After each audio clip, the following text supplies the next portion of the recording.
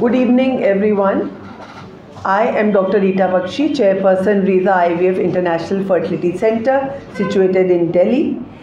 And आज हम बात करने जा रहे हैं मेल फैक्टर इन इनफर्टिलिटी। जी हाँ, हमें पता है कि इनफर्टिलिटी का कारण लड़का भी हो सकता है और वाइफ भी हो सकती है, यानी कि मेल या फीमेल दोनों में ही कोई ना कोई प्रॉब्लम हो सकती है। पिछली बार हमने डिस्कस किया था फीमेल कॉजेज़ को, तो इस बार हम टच कर रहे हैं मेल कॉजेज़ को। इंडिया में क्या पूरे काफ़ी दुनिया में ही मेल को ब्लेम या मेल को फैक्टर कहना ही शायद बहुत पॉजिटिवली ना लिया जाए, बट देखा गया है जो इस फील्ड में काम कर रहा है उसको ये बात बहुत क्लियर ज्ञात है कि 30% cause of infertility lies with the male. तो आज हम बात करेंगे कि क्या ऐसे कारण हैं, क्या कुछ हम इनकी ट्रीटमेंट क्या है, हमें कैसे पता चलेगा कि मेल या फीमेल किस में प्रॉब्लम है। तो इन चीज़ों को उजागर करने के लिए मेरे पास बहुत कैपेबल टीम बैठी है, doctor Shefali, doctor Anu, doctor Riva and doctor Nidhi Tripathi, और हम सब मिलकर आज इस टॉपिक को थ्रेड बाय डिस्कस करेंगे। तो डॉक्टर शेफाली, आपसे शुरू करती हूँ कि जैसे मैंने कहा कि मेल फैक्टर इतना इम्पोर्टेंट फैक्टर है। जैसे ही पहली बात तो जो हम सबको कहते हैं कि एटलीस्ट एक कपल की तरह आए। फीमेल अकेली चली आती हैं या अपनी मदर इन लॉ के संग आ जाती हैं या नंद के संग आ जाती हैं, तो ये बहुत इम्पॉर्टेंट है इम्प्रेस करना कि मेल ज़रूर जाए जब भी आप इनफर्टिलिटी के लिए जाते हैं। अब ऐसे कौन से पॉइंट्स हैं जो हमें हिस्ट्री में हम उस समय उनसे पूछें और किस तरीके से डायग्नोज कर सकते हैं कि क्या प्रॉब्लम है?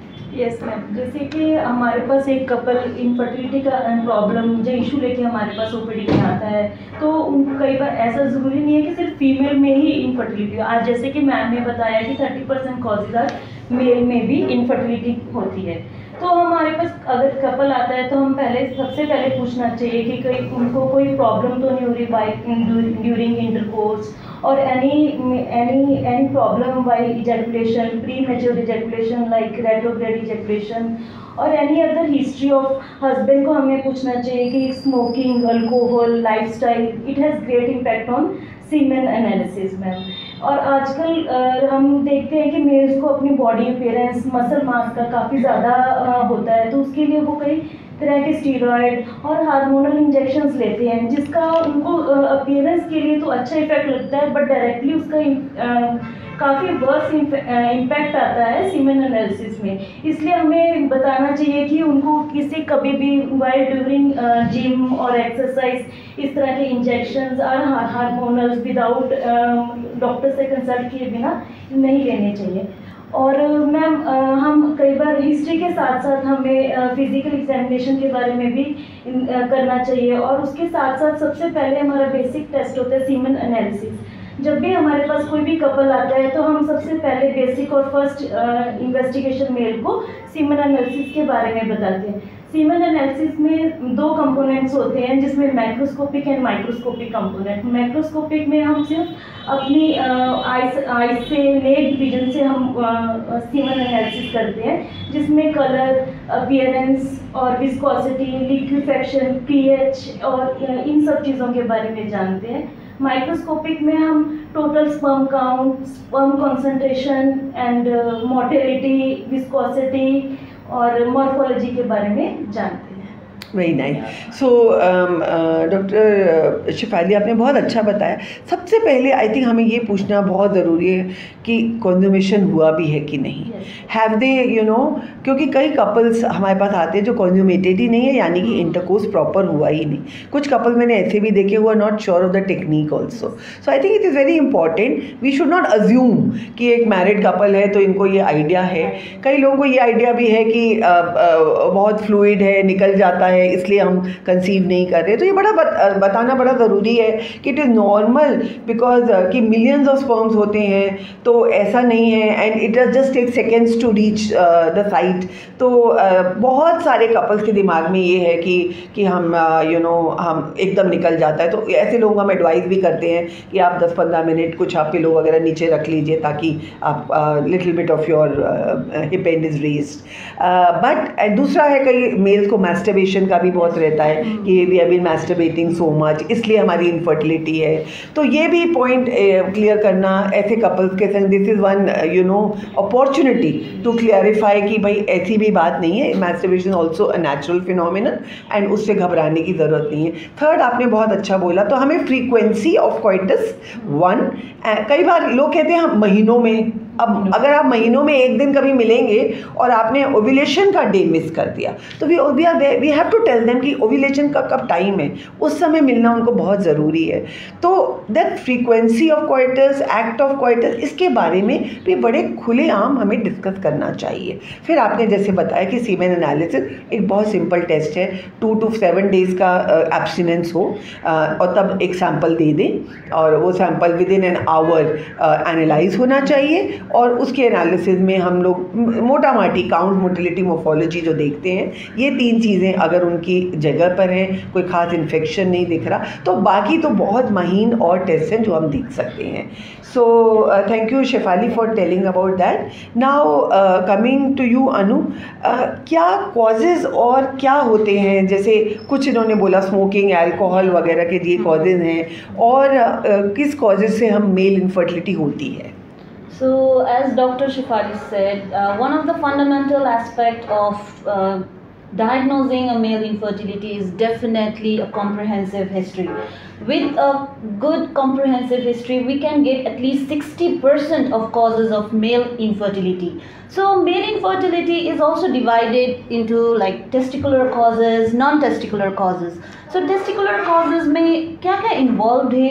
That is, there is involvement of the testis where the sperm production is there, which we call it spermatogenesis. So if there is any disruption in that testis or sperm production formation, then it definitely gonna lead to male infertility. So one of the most important cause is varicocele. So varicocele is, it's an enlargement of the veins within the scrotum. So if there is enlargement of the veins, that will raise the temperature of the scrotum and also to the testis, which will cause an impairment in the sperm production. So definitely sperm count will be low. And then another is, it's a term which is like cryptorchidism. So we call, it's a condition where one or both the testis during the fetal development, it is not descended. So if the testis ही नहीं descended हो रखा है, तो there will be sperm production will be very low. And then another is, of course, if there will be any injury to the testis or physical injury to the testis, like if there is any blockage, injury to the spermatic cord, then the blood supply of the testis will be harmed. And then that leads to decrease in the sperm production. Also, well, the one that I'm going to tell you is rare, which is testicular cancer, but it also definitely leads to decrease in sperm count. And the non-testicular causes are, it is like because of the surgical procedures like vasectomy, where we block the spermatic cord, and then there will be no sperm production. And also another procedure is hernia repair.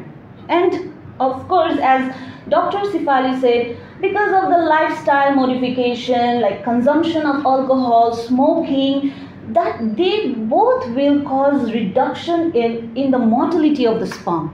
So that factor is very much important. And yeah, pretty much. So Dr. Anu, thank you so much for elaborating on the causes. जैसा doctor Anu ने कहा, सबसे पहले एक बच्चा जब पैदा होता है, नहलाते वक्त माँ फील करे कि उसकी जो टेस्टिस या गोली जो है, जैसे कहते हैं हम, स्क्रॉटम में है कि नहीं।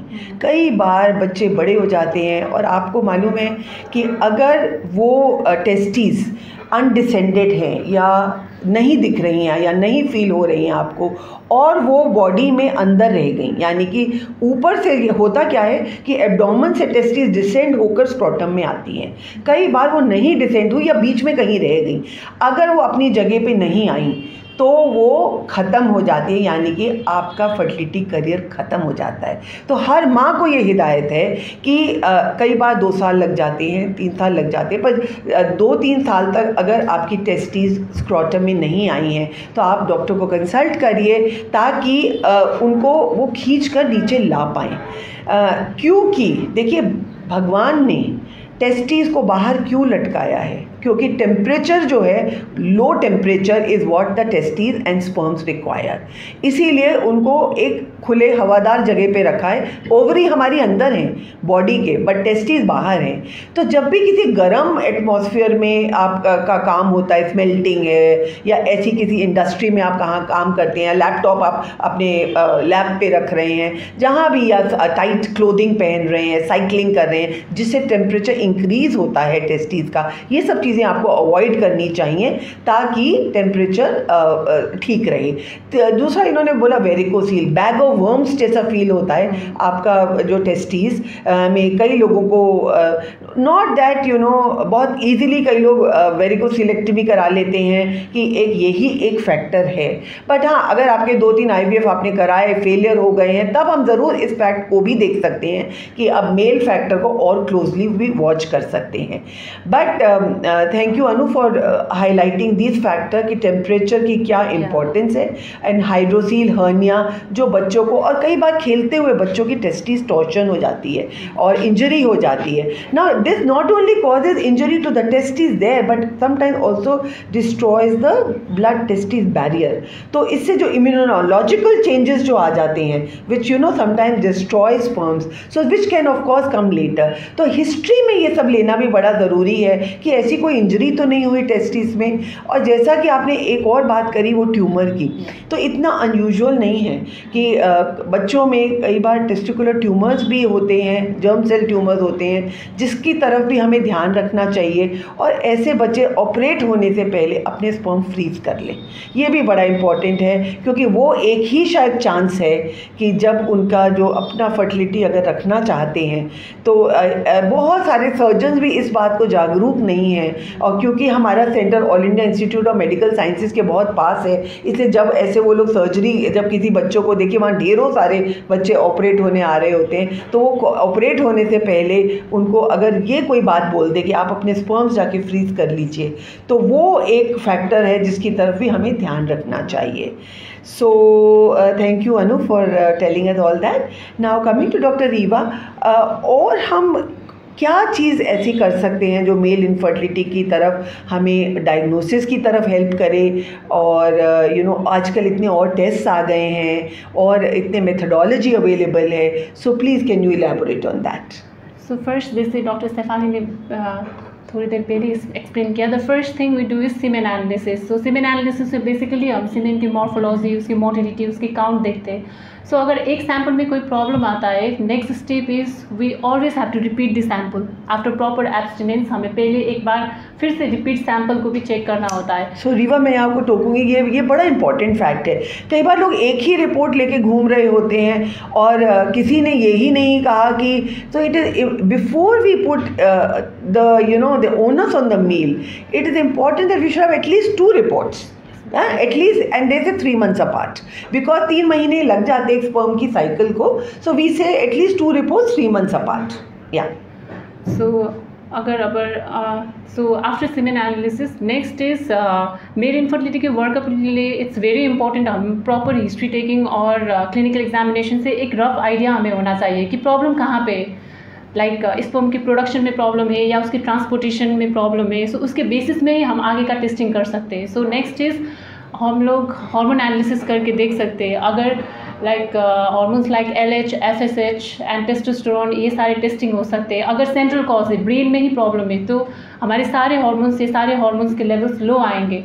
लेकिन अगर ऑब्स्ट्रक्शन है, स्पर्म के ट्रांसपोर्टेशन में प्रॉब्लम है, प्रोडक्शन में कोई प्रॉब्लम नहीं है, खाली ट्रांसपोर्टेशन में प्रॉब्लम है, तो उसमें इन सारे हार्मोन्स से नॉर्मल आते हैं। सो बेसिकली हमें हार्मोन टेस्टिंग भी करना चाहिए, लेकिन case wise, we don't do it for every patients. और हार्मोन्स के साथ साथ we also look for prolactin, thyroid and of course the basic blood sugar levels as well, क्योंकि बहुत सारे पेशेंट को आजकल इरेक्टाइल डिस्फंक्शन ऐसी समस्या होता है और ये सारे हार्मोन्स भी गड़बड़ होते हैं इनमें। एंड नेक्स्ट इज़ अगर किसी पेशेंट के हमने सीमेन एनालिसिस किया तो काउंट अगर कम आए और पेशेंट का वॉल्यूम भी कम हो, तो उस पेशेंट अगर वो पेशेंट यूरिन में थोड़ा टर्बिडिटी ऐसे अगर हिस्ट्री में देते हैं हमें, तो उन लोगों के पेशेंट को हमें रेट्रोग्रेड इजैकुलेशन को एक्सक्लूड करने के लिए हमें यूरिन सैंपल भी टेस्ट करना होता है। सो इन सब के बाद ऑब्स्ट्रक्शन के लिए we can also go for ultrasound. So ultrasound हम लोग स्क्रोटम का अल्ट्रासाउंड कर सकते हैं। Next is transrectal ultrasonography. So scrotal ultrasound से बेसिक टेस्टिस का वॉल्यूम निकाल के हम लोग बहुत सारे टेस्टिकुलर पैथोलॉजी को एक्सक्लूड कर सकते हैं, और ट्रांसरेक्टल अल्ट्रासोनोग्राफी से हमें पोस्ट टेस्टिकुलर ऑब्स्ट्रक्शन के कॉजेज रूल आउट कर सकते हैं। मीन्स टेस्टिस के बाद के जेनिटल ट्रैक्ट में अगर कहीं पर भी ऑब्स्ट्रक्शन हो तो वो हमें ट्रांसरेक्टल अल्ट्रासोनोग्राफी से we can get a basic idea about it. So अब इसके सब के बाद अगर किसी पेशेंट को सीमेन एनालिसिस किया तो काउंट एकदम कम आ रहा है, हमने आईवीएफ कर रहे हैं लेकिन एम्ब्रियोज अच्छे नहीं बन रहे, रिपीटेड आईवीएफ फेल हो रहे हैं, इन पेशेंट के लिए next we go for DFI. So that is DNA fragmentation index. सारे पेशेंट्स को नहीं करते, वी सिलेक्ट द पेशेंट्स, लेकिन जो रिपीटेड आईवीएफ फेल हो रहे हैं we need to go for DFI. So if it is more than 30% it's abnormal. और नेक्स्ट इन्हीं ग्रुप ऑफ पेशेंट्स में we can also go for genetic testings. So जैसे doctor Anu ने बताया कि जेनेटिक कॉजेज़ भी मेल इनफर्टिलिटी के बहुत इंपॉर्टेंट कॉजेज़ होते हैं। So we need to go for karyotyping. और बेसिकली इफ़ स्पर्म के count it is less than 10 million per annum, we go for genetic testing and we go for karyotyping. If it is less than 5 हम लोग Y chromosome micro deletion भी test कर सकते हैं via PCR. So genetic testing भी equally important है। And after genetic testing अगर obstructive cause हो तो उसमें भी CFTR जीन म्यूटेशन ये भी करना बहुत ज़रूरी है। और जैसे कि मैंने बताया डीएनए फ्रैगमेंटेशन इंडेक्स, बहुत सारे लोगों को ज़्यादा जानकारी नहीं है इस टेस्ट के बारे में। ये कोई हाई-फाई टेस्ट नहीं है, इट्स अ सिंपल टेस्ट, लेकिन ये करना ज़रूरी है क्योंकि आजकल के जैसे हमारा लाइफ स्टाइल है, हमारे इन्वायरमेंटल फैक्टर्स है, ये सब हमारे डीएनए को इफेक्ट कर रहे होते हैं। सो इन सब टेस्ट का करना बहुत ज़रूरी है। सो आफ्टर दिस टेस्ट अगर हम लोग एडवांस टेस्टिंग की बात करें, so this are real costly test बहुत कॉस्टली होते हैं, specially IVF test. IVF exactly IVF के लिए आईवीएफ पेशेंट्स हम लोग कर रहे हैं। तो आईवीएफ में we have heard about ICSI, बहुत कॉमन टर्म है, बहुत सारे ने सुने भी होंगे, लेकिन सिमिलर एक एडवांस टेस्टिंग है IMSI। So basically this is for sperm selection. ऐसा नहीं है कि कैरियोटाइपिंग में कोई प्रॉब्लम हो या कोई जेनेटिक अबनॉर्मलिटी आए, इसका मतलब ये नहीं कि वो लोग उनके सारे एम्ब्रियोज ही ख़राब निकलेंगे। So we can even select this sperm, we can make good embryos. So उसके लिए selection is very important. So एक IMSI, we can go for IMSI। The next is MACS, जिसमें हम मैग्नेटिक फील्ड का use करके भी select good sperms. And we can also go for PICSI। So PICSI में basically जो बहुत ज़्यादा कॉम्पिटेंट स्पर्म होते हैं हम उसका सिलेक्शन करते हैं। बट दिस टेस्ट ये बहुत एडवांस टेस्ट है, ये बहुत कॉस्टली टेस्ट है। सो अगर हो सके तो अगर हमने अपना हिस्ट्री टेकिंग, क्लिनिकल एग्जामिनेशन और फ्यू जो प्रिलिमिनरी इन्वेस्टिगेशंस है, अगर वो अच्छी तरह से करें तो definitely we can go for a diagnosis. Very good, thank you Reeva. So मुझे लगता है आपने काफ़ी हद तक बता दिया कि टेस्टिंग क्या होनी चाहिए। हमने सबसे पहले बात करी सीमेन एनालिसिस की। हमें उसमें देखना है फ्रक्टोज एब्सेंट है या प्रेजेंट है। Seminal vesicles provide the, so sperm जो है या सीमेन जो है वो नॉट ओनली स्पर्म्स, उसके संग जो उसकी जो एक्सेसरी ग्लैंड्स जो सब उसका जो वॉल्यूम प्रोवाइड कर रही हैं, फ्रक्टोज प्रोवाइड कर रही हैं, वो सब जो प्रोवाइड कर रही हैं वो सब इससे जो उसका इम्पॉर्टेंस है इस बात के बारे में बोला आपने। दूसरी बात करी जेनेटिक टेस्टिंग की, which also is something probably karyotyping. मेरे ख्याल जब काउंट बहुत लो होता है तो हम सस्पेक्ट करें कि शायद कोई जेनेटिक कॉज भी हो सकता है। तो karyotyping and Y chromosome micro deletion, and अगर ऑब्स्ट्रक्टिव कॉज हमें लग रहा है तो CFTR जीन म्यूटेशन, इनके बारे में भी हमें ध्यान रखना चाहिए। बाकी DFI बिल्कुल ऐसा एक वो है क्योंकि DNA fragmentation because of so many environmental factors and has been destroying our DNA, so it is also important कि हम DFI मेजर कर लें। अगर 50% से ऊपर आपका DNA डिस्ट्रॉयड है तो आपको पता है कि IVF में भी सक्सेस नहीं मिलने वाली। तो चाहे हम ICSI करें या IMSI करें, तो इट इज़ वेरी इंपॉर्टेंट कि हम चाहे एंटीऑक्सीडेंट से, लाइफस्टाइल से, एनवायरनमेंट से, सब चीज़ से उसके स्पर्म को पहले इम्प्रूव करें, तब हम IVF ICSI की तरफ या IMSI की तरफ जाए। So thank you Reeva for all this. Now coming to doctor Nidhi, अब हमें ये बताइए कि हमने देख लिया, प्रॉब्लम भी पता कर ली, अब हम आ गए हैं मैनेजमेंट में। तो हमें इसे क्या करना चाहिए? काउंट किसी का लो आ रहा है या किसी का नील आ रहा है, तो हमें किस तरफ उसको मेल को कैसे गाइड करा जाए और क्या मैनेजमेंट करी जाए?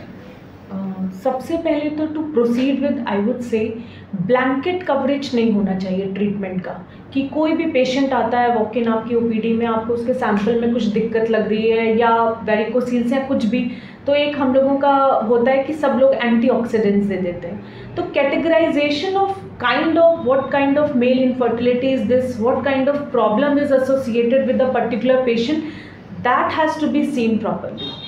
तो पहली कैटेगरी जो कहेंगे कि मेल इनफर्टिलिटी में most treatable cause of male infertility है, वो ऐसे group of subset of patients हैं जिनमें ब्रेन में कुछ प्रॉब्लम है, ब्रेन में हार्मोन्स नहीं बन रहे हैं, उन हार्मोन्स के शरीर में ना होने की वजह से टेस्टिस अफेक्ट हो रही है और स्पर्म प्रोडक्शन नहीं हो रहा।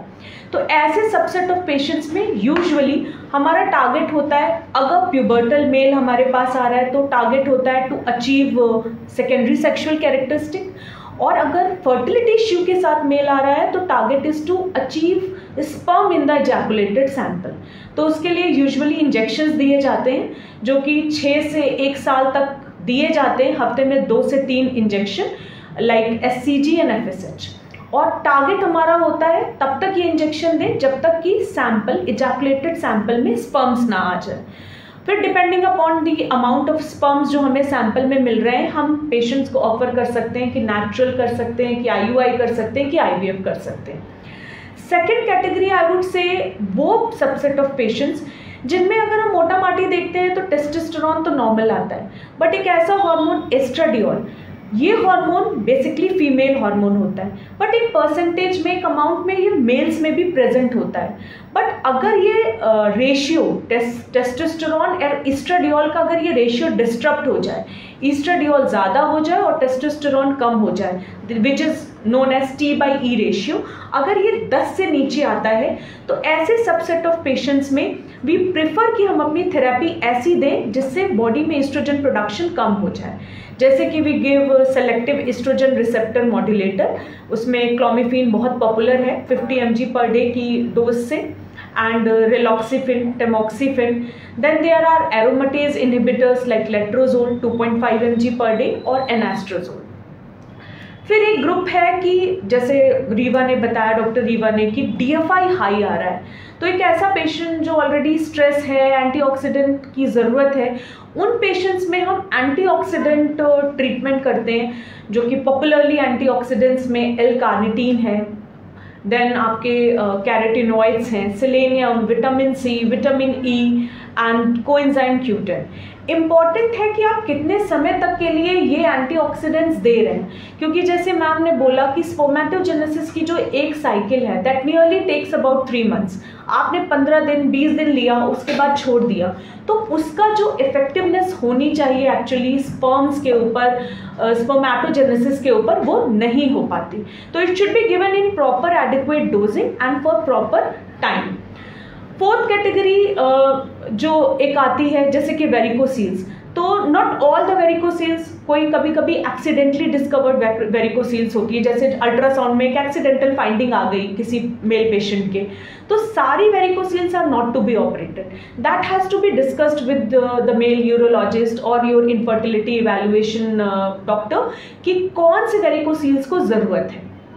फिर जो पेशेंट्स जिनमें इजैकुलेशन की प्रॉब्लम है या इरेक्टाइल डिसफंक्शन की प्रॉब्लम है, तो ऐसे पेशेंट अल्फा एगोनिस्ट दिए जाते हैं, दैट इज़ एक अलग ट्रीटमेंट उनका होता है, और उनमें कई बार वाइब्रेटर्स आर ऑल्सो देयर जो जिनमें इरेक्शन नहीं हो रहा है, टू मेक आप कह सकते हो आर्टिफिशियल स्टिमुलेशन से इरेक्शन कराते हैं, और इजैकुलेशन में to find out what kind of ejaculation is this, अगर प्री मैच्योर इजैकुलेशन है या एन इजैकुलेशन है तो उसमें एक selective group of alpha agonist हम देते हैं, और अगर रेट्रोग्रेड इजैकुलेशन है तो यूरिन से, जो आपकी पोस्ट इजैकुलेट यूरिन है उससे हम यूरिन स्पर्म्स हार्वेस्ट करते हैं। फिर एक कैटेगरी है ऑब्स्ट्रक्टिव पेशेंट्स की, जिनके शरीर में स्पर्म्स बन तो रहे हैं पर वो किसी ना किसी वजह से, किसी ऑब्स्ट्रक्शन के कारण सैंपल में इजैकुलेशन में नहीं आ पा रहे, तो उनमें बेसिकली सर्जिकल इंटरवेंशन नेसेसरी होता है। सर्जरी में हमें देखना होता है कि क्या जो ऑब्स्ट्रक्शन है वो रिपेयरेबल है कि नहीं।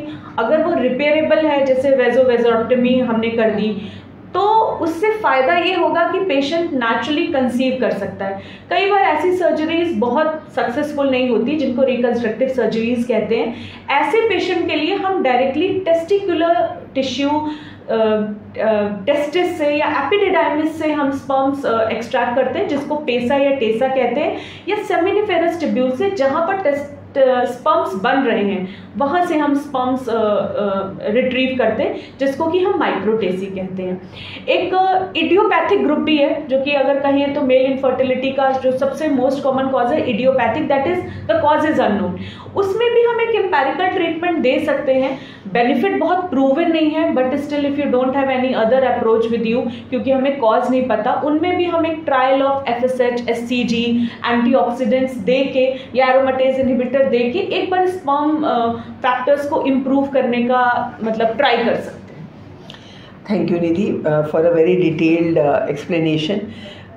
कहने का मतलब ये है कि आज आप चाहें तो ऐसा शायद ही कोई शख्स होगा जिसका स्पर्म हम नहीं निकाल पाए। मैं 100 तो नहीं कहूँगी, बट हाँ, माइक्रोटीसा की फैसिलिटी आने से बहुत ही रेयर ऐसे लोग होंगे जिनके स्पर्म हमको नहीं मिलते हैं।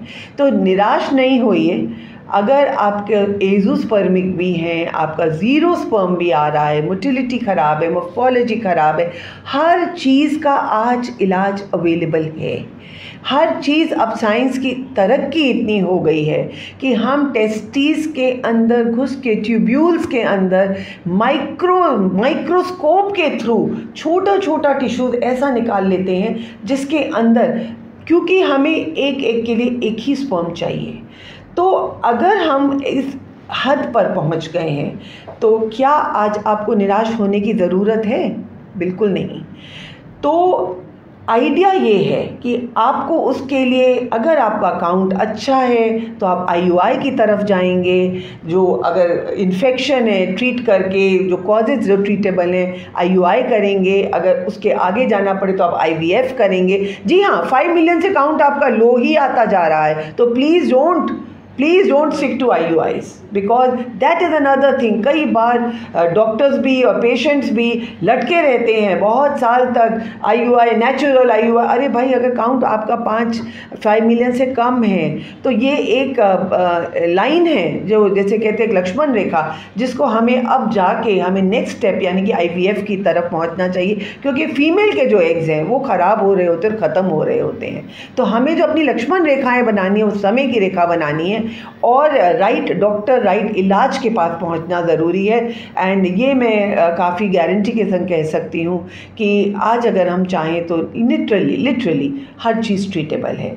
So thank you for tuning in today on this very important topic of male infertility. और हम आपसे संग फिर रूबरू होंगे कोई ना कोई ART, इनफर्टिलिटी या गायनी के नए टॉपिक के साथ। Thank you so much.